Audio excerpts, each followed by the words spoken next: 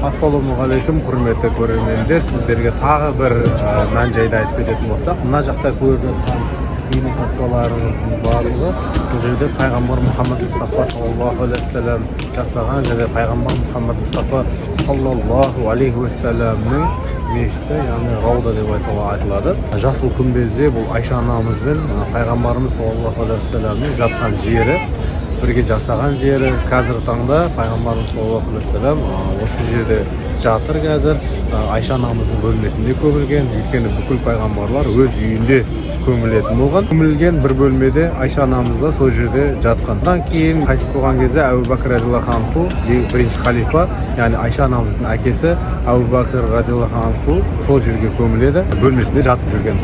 Одан кейін Айша анамыздың рұқсатымен Омар радиаллаху анху қайтыс болғаннан кейін міндетті түрде Айша анамыз рұқсатын береді. Омар ибн Аль-Хаттаб ол жерде қабірі көмілгеннен кейін Айша анамыз міндетті түрде ол жерде жатқанымен ортасына мата бөліп қояды. Неге? Өйткені біріншісі ол пайғамбар саллаллаху алейхи вассалам оның күйеуі, екіншісі Әбу Бәкір радиаллаху анху өзінің әкесі, махрам болып есептеледі. Омар радиаллаху анху қайтыс болғаннан кейін ол ешқандай оның туыстық байланысы болмағаннан кейін махрам болды деп арасын бөгеттеп мата қойған екен. Міне Айша анамыз бен пайғамбар саллаллаху алейхи вассаламның арасындағы осындай байланыстар болған. Біз пайғамбар саллаллаху алейхи вассаламды жақсы көруіміз керек. Неге?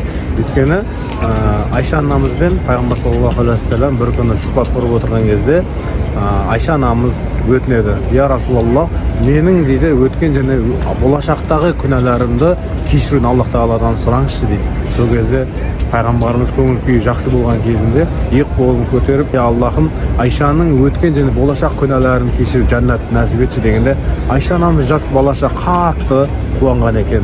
Сол кезде қуанғанын соншалықты көріп пайғамбарымыз түсінбей: Айша, соншалықты қуанып кеттің ба деген кезде: "Я Расулалла, өйткені екі дүниенің сардары, өткен және болашақ күнәлар кешірілген жалғыз пайғамбардың дұғалары міндетті түрде қабыл болады ғой" деген кезде пайғамбар саллаллаху алейхи вассалам айтқан екен: "Білесің бе Айша, мен өзім үмметтерім үшін мен күнде әр намазымда сәждеде осы дұғаны жасаймын ғой" дейді.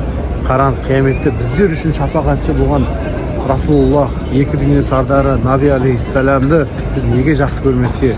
Сіз тозаққа кетейін деп жатқан кезде, бізге шапағатшы болып жатқанда, Алланың мейірімен жәннатқа кіріп жатсақ, біз үшін дұға жасап, біз үшін шапағатшы болатын, біз үшін қолда көрсетіп, Кәусар бұлақтың бойына бізді күтіп, қолмен сусын беріп жатқан Расулуллахны неге жақсы көрмеске? Тыңдағандарыңызға рахмет, сау саламатта болыңыздар.